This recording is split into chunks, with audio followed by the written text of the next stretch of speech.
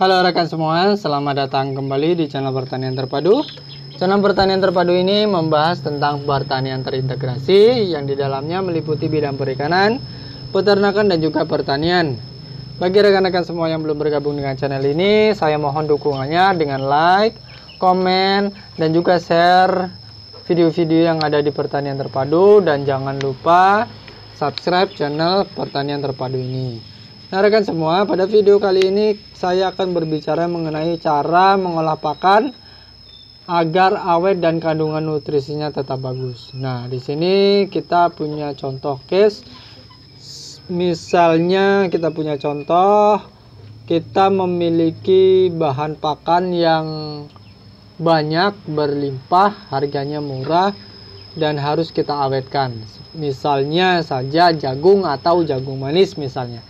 Nah jagung manis misalnya harganya murah, misalnya kita bisa lakukan pengolahan seperti ini. Nah itu tadi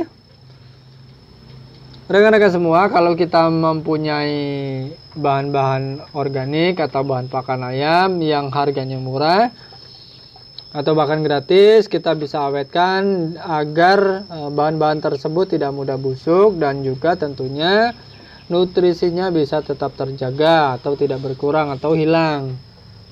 Nah bahan-bahan apa saja? Misalnya saja sebut tadi ada jagung manis, jagung, bungkil kelapa, ampas tahu, ampas singkong, hijauan misalnya, dan lain sebagainya.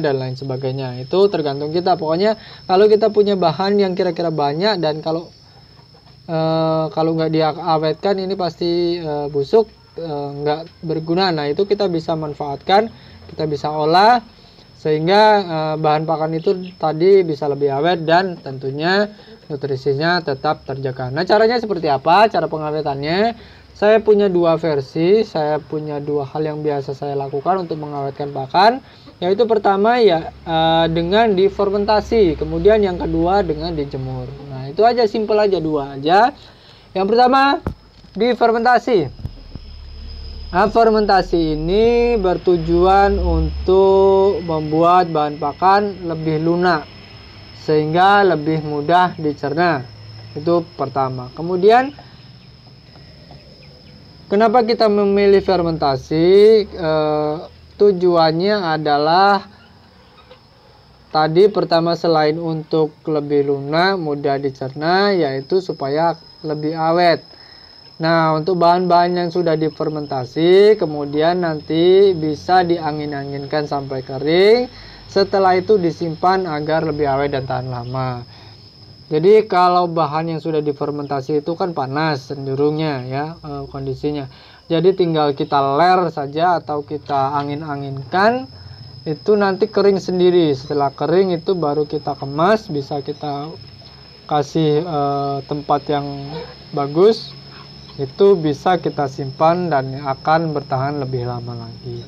Nah keuntungannya kalau kita mengawetkan dengan cara fermentasi ini, meskipun nanti bahan-bahan tersebut kering, tetapi ketika diberikan ke ayam, bahan tersebut tetap mudah dicerna karena sudah difermentasi tadi.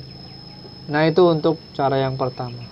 Kemudian apabila kita tidak mau melakukan proses fermentasi, kita juga bisa menggunakan pilihan yang kedua, yaitu dengan cara dijemur. Kalau untuk biji-bijian, kita misalnya punya panenan yang harganya terlalu murah untuk dijual, mending kita jadikan pakan, misalnya jagung tadi misalnya, bisa kita jemur saja. Jadi kita keringkan, kita jemur aja. Tujuan dijemur ini untuk menghilangkan kadar airnya atau menekan kadar airnya sampai benar-benar sedikit, baru kita simpan. Nah dengan cara seperti ini bahan tadi bisa lebih awet lagi kalau mau dengan cara dijemur aja. Nah itu dengan cara dijemur, misalnya tadi jagung kita jemur saja sampai kering kemudian kita simpan, itu bisa tahan lama.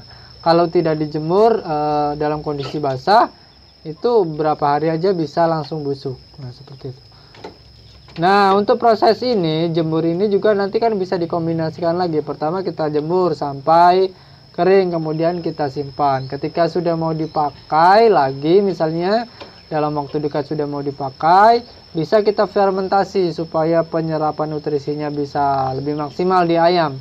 Kita fermentasi lagi, fermentasi dulu baru kita berikan ke ayam. Nah, seperti itu. Karena kalau sudah dijemur ini nanti teksturnya keras. Bahan-bahan pakan yang sudah dijemur ini kalau kering nanti keras, sehingga nanti penyerapannya juga kurang begitu maksimal.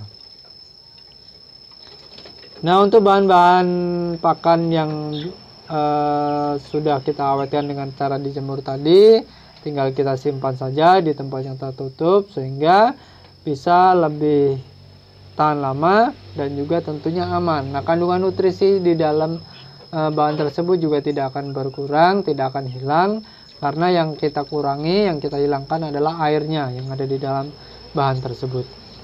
Nah, kemudian yang saya terapkan di kandang saya seperti apa? Selama ini yang saya gunakan untuk pengawetan bahan pakan ayam itu yaitu menggunakan fermentasi.